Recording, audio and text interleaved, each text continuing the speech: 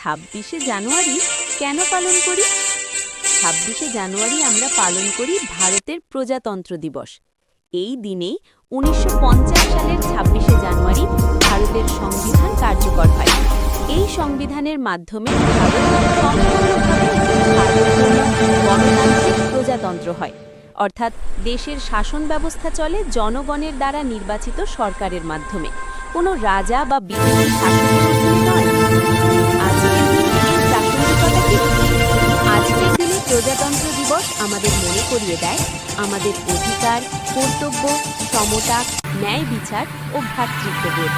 এটি আমাদের শেখায় যে ধর্ম, ভাষা, জাতি, ভেদাভেদ ভুলে সবাই একসাথে দেশ গড়ার দায়িত্ব আমাদের।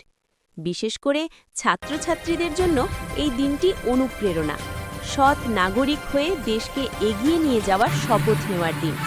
২৬শে জানুয়ারি মানে গর্ব, দায়িত্ব আর সংবিধানের প্রতি শ্রদ্ধা। ২৬শে জানুয়ারি মানে গর্ব, দায়িত্ব আর সংবিধানের প্রতি শ্রদ্ধা।